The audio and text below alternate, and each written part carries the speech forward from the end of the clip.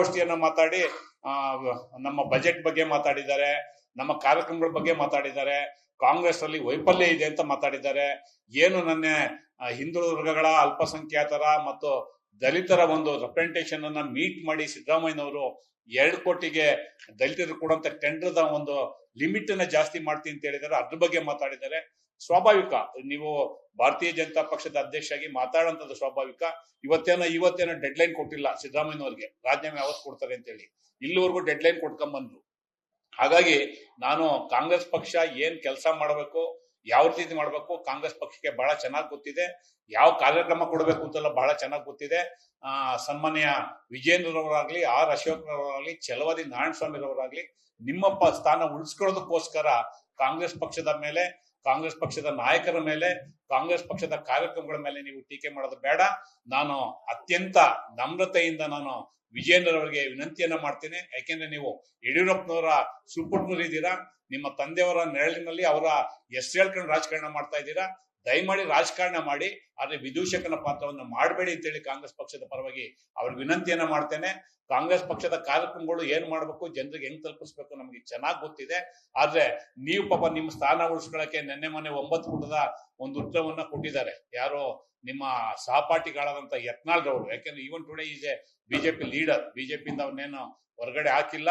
ಹಾಗಾಗಿ 9 ಪುಟದಲ್ಲಿ ನಿಮ್ಮ ಮೇಲೆ ಏನೇನೋ ಯತ್ನಾಳ್ರವರು ಆರೋಪ ಮಾಡಿದ್ದಾರೆ, ಅದಕ್ಕೆ ಉತ್ತರವನ್ನ ಕೊಡುವಂತ ಪ್ರಯತ್ನವನ್ನ ಮಾಡಿ ಸಾರ್ವಜನಿಕರಿಗೆ, ವಿಶೇಷವಾಗಿ ಕರ್ನಾಟಕದ ಜನರಿಗೆ ಯತ್ನಾಳ್ರವರು ಮಾಡಿರ್ತಕ್ಕಂಥ ಆರೋಪಗಳ ಬಗ್ಗೆ ತಿಳ್ಕೊಳ್ಳುವಂತ ಆಸಕ್ತಿ ಇದೆ. ಆ ಕೆಲಸವನ್ನ ಮಾಡಿ, ಅದು ಬಿಟ್ಟು ವಿದೂಷಕನ ಪಾತ್ರಕ್ಕೆ ಮುಂದಾಗಬೇಡಿ ಅಂತ ಅಂದ್ಬಿಟ್ಟು ನಾನು ಕಾಂಗ್ರೆಸ್ ಪಕ್ಷದ ಪರವಾಗಿ ಸನ್ಮಾನ್ಯ ವಿಜೇಂದ್ರರವರಿಗೆ ವಿನಂತಿಯನ್ನ ಮಾಡ್ತೇನೆ. ವಿಜೇಂದ್ರ ಪತ್ರಿಕಾಗೋಷ್ಠಿ ಮಾಡಿ ಹಲವಾರು ವಿಷಯಗಳನ್ನ ಎತ್ತಿದ್ದಾರೆ. ಅವೆಲ್ಲವಕ್ಕೂ ಕಾಂಗ್ರೆಸ್ ಪಕ್ಷ, ಕಾಂಗ್ರೆಸ್ ಪಕ್ಷದ ನಾಯಕರಂತ ಸಿದ್ದರಾಮಯ್ಯನವರು, ಕಾಂಗ್ರೆಸ್ ಪಕ್ಷದ ನಾಯಕರಂತ ಡಿ.ಕೆ. ಶಿವಕುಮಾರ್ ಅವರು, ಮತ್ತೆ ನಮ್ಮ ಪಕ್ಷದ ಎಐಸಿಸಿ ಸಮರ್ಥವಾಗಿ ಉತ್ತರ ಕೊಡೋದಕ್ಕೆ ಶಕ್ತಿ ಇದೆ. ನಿಮ್ಮ ಸಲಹೆಗಳು ಬೇಡ ನಮ್ಗೆ.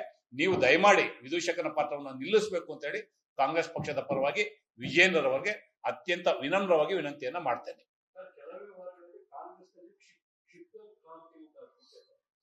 ಅದಕ್ಕೆ ಹೇಳಿದ್ರು ವಿದೂಷಕನ ಪಾತ್ರ ಅಂತ ಹೇಳಿ. ಈ ಕ್ಷಿಪ್ರಕ್ರಾಂತಿ ಯಾವತ್ತಿಂದ ಹೇಳ್ತಾ ಇದ್ದಾರೆ.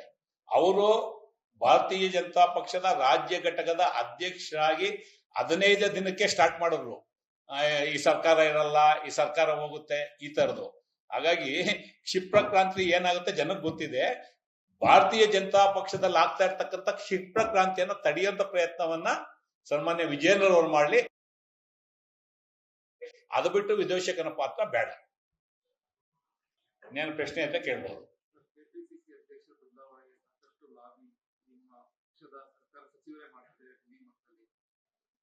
ಎಐಸಿಸಿ ಅಧ್ಯಕ್ಷರು ಈಗಾಗಲೇ ಅದ್ರ ಬಗ್ಗೆ ಸ್ಪಷ್ಟೀಕರಣವನ್ನ ಕೊಟ್ಟಿದ್ದಾರೆ. ಸನ್ಮಾನ್ಯ ಡಿ.ಕೆ. ಶಿವಕುಮಾರ್ ಅವರೇ ಬಹಳ ಸ್ಪಷ್ಟವಾಗಿ ಹೇಳಿದ್ದಾರೆ.